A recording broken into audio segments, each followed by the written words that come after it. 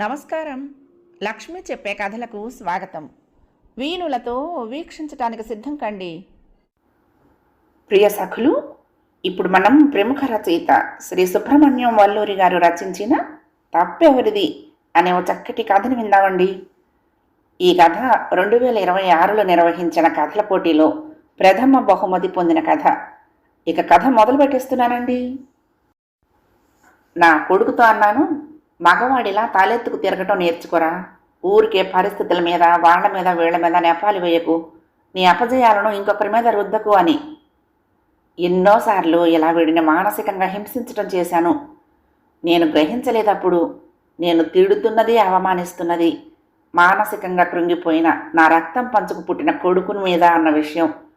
వాడిని, వాడున్న పరిస్థితిని, వాడు అనుభవిస్తున్న ఒత్తిడిని అణుమాత్రం అంచనా వేయలేకపోయాను. చూచాయిగా అయినా గ్రహించడానికి ప్రయత్నించి ఉంటే నా జీవితం ఇంకో రకంగా ఉండేదేమో. నేను గ్రహించేసరికి వాడి మంచం ఖాళీగా ఉంది. వాడి గది శాశ్వతంగా మోగపోయింది. ఇష్టారాజ్యంగా తిట్టడానికి వాడు లేడు. డబ్బు, పరపతి, ఆస్తులు అన్నీ ఉండి కూడా ఏమీ లేనివాడిని అయ్యాను.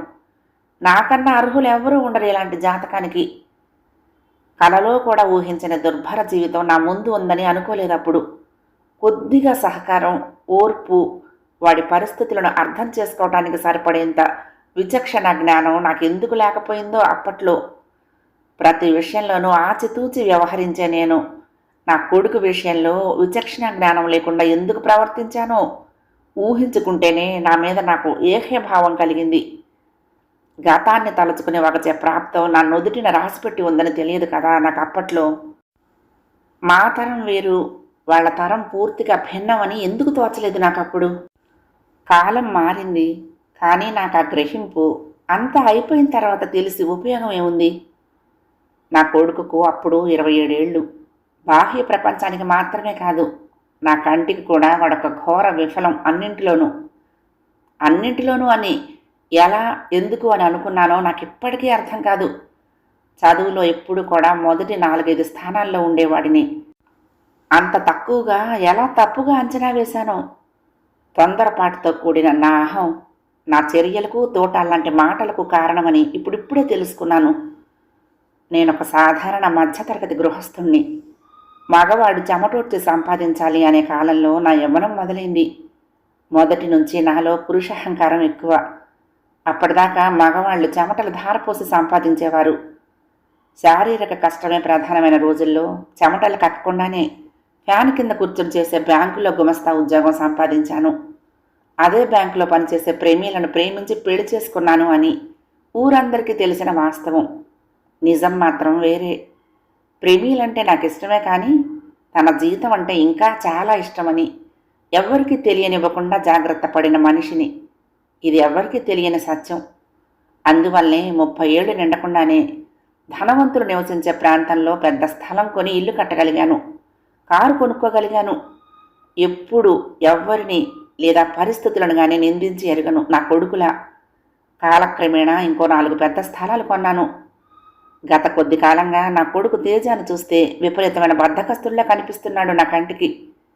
కష్టపడి చెమటోడ్చే మనస్తత్వం ఏ కోసానా కనిపించలేదు అహంకారంతో పొరలు కమ్మిన నా కంటికి. నేను అనుకోవటం వాడి ఇంజనీరింగ్ సర్టిఫికెట్లు, తర్వాత నా బోల్డ్ డబ్బులు తగలేసి సంపాదించిన శాప్, క్లౌడ్, ఏఐ, ఇంకా ఏవో కోర్సుల సర్టిఫికెట్లు దుమ్ము ధూళి బూజు పడుతూ నన్ను వెక్కిరిస్తాయేమో అనే భయంతో వాడి గదిలోకి వెళ్ళటం మానేసి చాలా కాలం అయింది. ఎప్పుడు చూసినా వాడి చేతిలో ఆ ఫోన్ ఒకటి. మధ్యాహ్నం 1 గంట దాకా నిద్ర. మధ్యాహ్నం 4 నుంచి తెల్లవారే వరకు బండి మీద తిరుగుతూ ఫుడ్ డెలివరీ సంస్థకు పనిచేస్తూ నన్ను పాకెట్ మనీ అడగటం మానేసినప్పుడైనా నాకు గ్రహింపు కలగలేదు వాడి శాయశక్తులా మంచి ఉద్యోగ ప్రయత్నంలో ఉన్నాడని. వాడి కళ్ళల్లో ఎప్పుడూ ఏదో నైరాస్యం. దీక్షగా గమనించి ఉంటే గూడు కట్టిన నిరాశ నిస్పృహలు కనిపించేవి. నేనంత ధ్యాస పెడితే కదా. ఎంత మూర్ఖపు తండ్రిని కాకపోతే వాడి కళ్ళల్లో ప్రతిబింబించే తీవ్రమైన నిరాశ బాధలను చూసైనా ఆకలింపు చేసుకోలేకపోయానే అని ఇప్పుడు అనుకుని లాభం ఏమిటి? ఆశ పూర్తిగా అడుగంటిపోయి నిస్సహాయతతో నిండిపోయిన ఆ కళ్ళను చూసైనా మేల్కోవలసిన నేను అహంకారం అనే భ్రమలో కూడుకుపోయి ఆ చూపులు నిస్తేజంగా ఉన్నాయనుకోవటం ఏమిటో. స్పష్టంగా కంటికి కనిపిస్తున్న వాడి చూపుల్లో భవిష్యత్తుపై నమ్మకం లేదని నేనెందుకు ఆకళింపు చేసుకోలేకపోయాను? నేను నా పంథాలో, ఈ ప్రపంచం నీకు బాకీ లేదు తేజ. ఆయాచితంగా ఎవరో పిలిచి రా మా ఆఫీసులో పనిచేయి అనరు. నువ్వే కష్టపడి ఉద్యోగం సంపాదించుకోవాలి. మగవాడిలా బ్రతకాలి. వ్యక్తిత్వం పెంచుకుని గౌరవంగా బ్రతకడం నేర్చుకో అన్నాను ఒకరోజు. తాగిన కాఫీ కప్పును శబ్దం వచ్చేటట్లు టేబుల్ మీద కొట్టినట్లు పెడుతూ. ఆ మంగళవారం రోజు మామూలుగానే మొదలైంది నా జీవితంలో. ఇంకో నెలలో రిటైర్ అవుతాను. ఆ రోజు బ్యాంకు నుంచి ఇంటికొచ్చేసరికి 6 అవుతోంది. తేజ వంటింట్లో ఒక కప్పులో వేడి పాలు పోసుకుని కార్న్ ఫ్లేక్స్ వేసుకుంటూ ఉండగా చూసిన నేను నాలో తన్నుకొస్తున్న కోపాన్ని చిరాకుని అణుచుకుంటూ, ఇప్పుడే లేచావా తేజ అడిగాను సాధ్యమైనంత మామూలు స్వరంతో. లేదు నాన్న, లేచి చాలాసేపు అయింది. పగలు డ్యూటీ చేసేవాళ్ళు రాలేదని నాకు ఫోన్ వస్తే వెళ్ళి కొన్ని డెలివరీలు చేసి ఇంటికొచ్చి కాసేపు పడుకుని ఇప్పుడే లేచాను అన్నాడు. డెలివరీలు? అది ఒక ఉద్యోగమేనా? సిగ్గుచెట్టు పని చేస్తూ గర్వంగా చెప్పుకుంటున్నావు. నీ వయసు అప్పుడు ఈ ఇల్లు కొని నెలవారీ కంతులు కట్టేవాణ్ణి. పెళ్ళై నువ్వు పుట్టబోతున్నావు నేను నీ వయసులో ఉన్నప్పుడు అని వాడి కేసు చూశాను. మామూలు కన్నా చాలా పేలవంగా నిస్సత్తువుగా కనిపించేసరికి నా నోటికి తాళం వేసి నా గదిలోకి వెళ్ళబోయాను. కొన్ని జరగాల్సినవి మా ప్రమేయం లేకుండా అలవోకగా అలా జరిగిపోతాయి.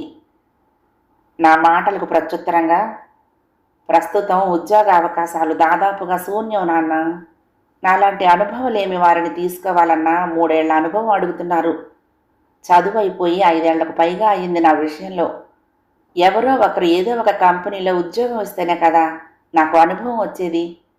అలా చిన్న ఉద్యోగం దొరికినా చిన్న గది అద్దెకు తీసుకుని నా జీవితం ప్రారంభిద్దామంటే వచ్చే జీతానికి ఖర్చులకి పొంతన కుదరట్లేదు అన్నాడు నిదానంగా. పాపం వాడికి గొంతు పెగలట్లేదు అన్న స్పృహే లేదు నాకు నా కోపం వల్ల. లెక్కలు కుదురుతాయి నువ్వు కుదురుగా ప్రయత్నిస్తే. వ్యవస్థని, దేశ ఆర్థిక పరిస్థితుల్ని నిందించకు. నీకు పట్టుదల ఉంటే శతవిధాలా ప్రయత్నిస్తే. నేను కోపంతో మాట రాక ఆగాను. నువ్వు అనుకుంటున్నావా సులువుగా నాకు 1990లో ఉద్యోగం రావటం? ఎంతో ప్రయత్నించి కష్టపడితే వచ్చింది అప్పట్లో. ఎంతసేపు నా సోత్కర్ష తప్పితే వాడి సాధక బాధలు అంచనా వేయలేకపోయాను ఆ క్షణాన. వాడి కళ్ళల్లోకి చూస్తే ఎంతో బరువుగా అనిపించాయి ఆ నిమిషాన. ఏమైందో నా సున్నితమైన మనసు అప్పుడు. వాడు నా కళ్ళల్లోకి తదేకంగా చూస్తూ అన్నాడు భారంగా, నేను ప్రయత్నిస్తున్నాను నాన్న. నువ్వు నమ్మటం లేదు కానీ విశ్వ ప్రయత్నాలు చేస్తున్నాను. చాలా అలసిపోయాను కూడా ఈ విషయంలో. వాడి గొంతు వ్యధతో బొంగురుగా పలికింది. కొంచెమైనా నా పాషాణం లాంటి హృదయం కరగలేదు. అలసిపోయావా? ఏం పని చేశావని? ఇంట్లో కూర్చుని నీరసించిపోయావా? నీ ఫోన్లో ఆటలాడుతూనా లేక సోషల్ మీడియాలలో అమ్మాయిలతో మాట్లాడుతూ అలసిపోయావా?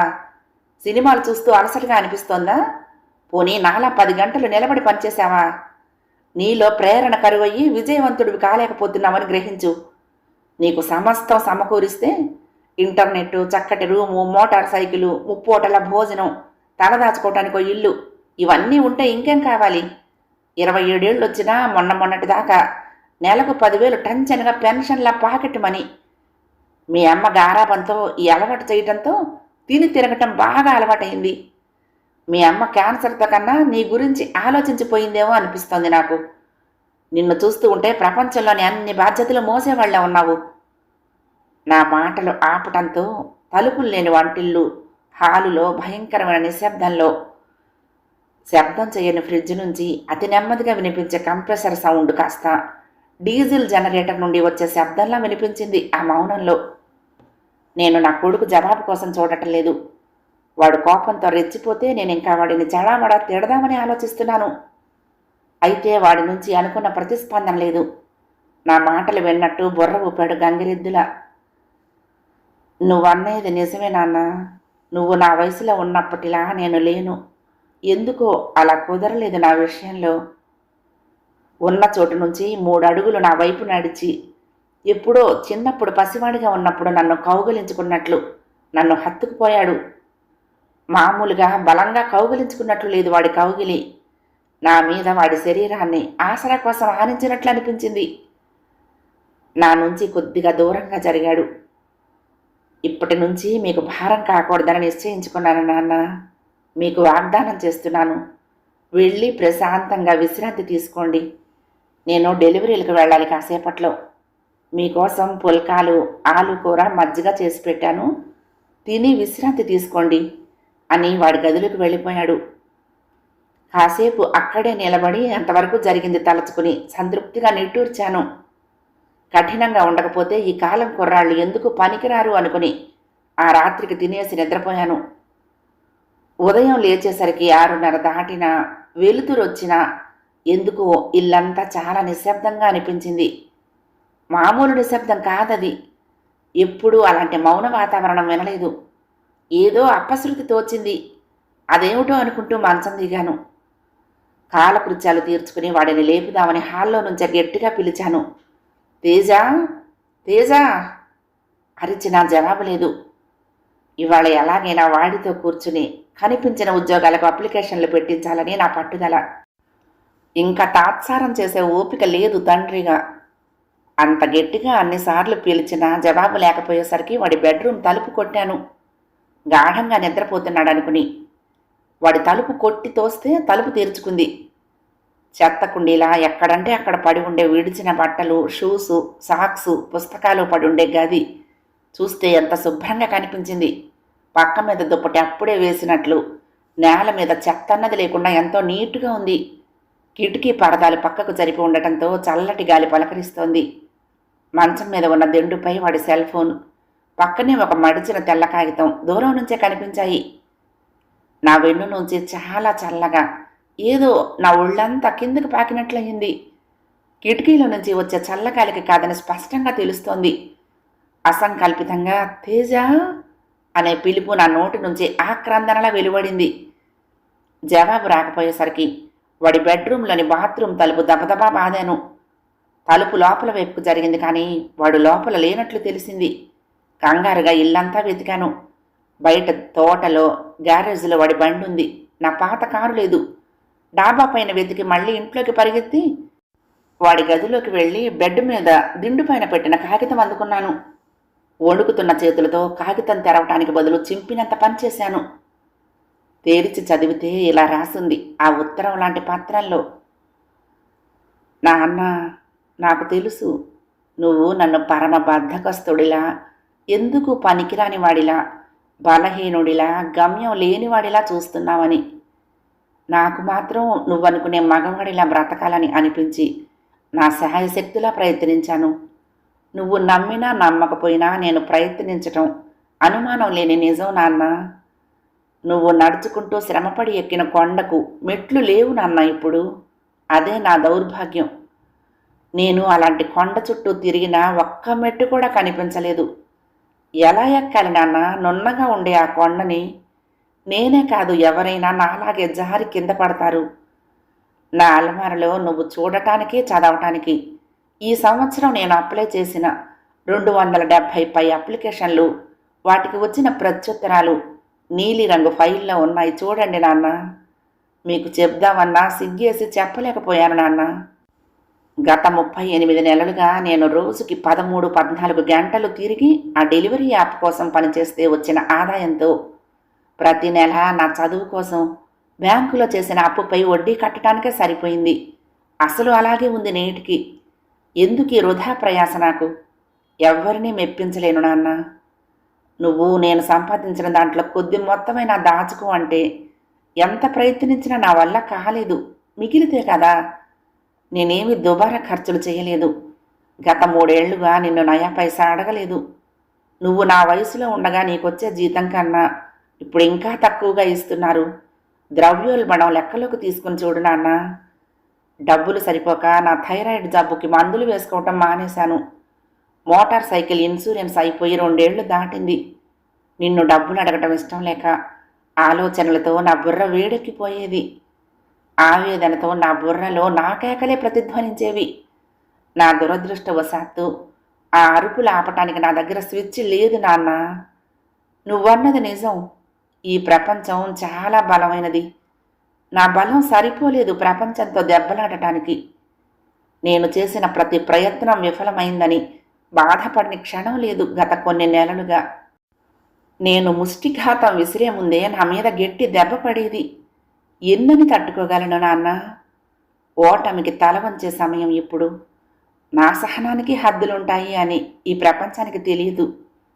ప్రేమతో తేజు. పిఎస్. అమ్మ దగ్గరికి వెళ్తున్నానని అమ్మ పిలిచే పిలుపు గుర్తుకొచ్చింది. అందుకే చివర్లో తేజు అని రాశాను. ఏమీ అనుకోక నీ పాత కారుని మర్చిపో.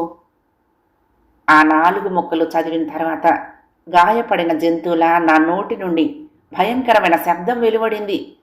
ఆ క్షణాన నా గొంతు నుండి వెలువడిన ఆక్రందన మనిషి కేకలా లేదు, ఏదో జంతువులా ధ్వనించింది నా హృదయ వికారారుపు.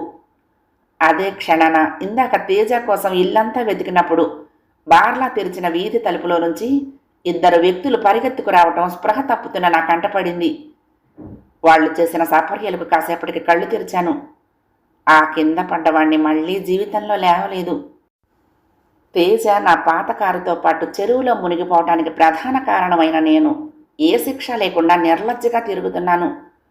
నా పరిచయస్తులు, బంధుమిత్రులు అందరూ కూడా డిప్రెషన్కు, నిస్పృహకు లోనై తన ప్రాణం తీసుకున్నాడు అని నన్ను ఓదారుస్తూ మభ్యపెట్టడానికి చాలా ప్రయత్నం చేశారు. వాళ్ల ఓదార్పులో పసలేదని నా ఒక్కడికే తెలుసు. నా మనస్సాక్షి వేసే ప్రశ్నలకు నేనే జవాబిచ్చుకోవాలి. నా మిత్రులు, ఇతరులు అన్నది నిజమే. నిరాశ అనేది ఒక మానసిక జబ్బే. లెక్కలు సరిపోవట్లేదు. వాడి లెక్కలకు నా లెక్కలకు పొంతనే లేదు. వాడు ఉత్తరంలో రాసినట్టు వాడి సెల్ ఫోను, ల్యాప్టాప్ తెరిచి చూస్తే వాడు పడ్డ ప్రయాస అర్థమైంది.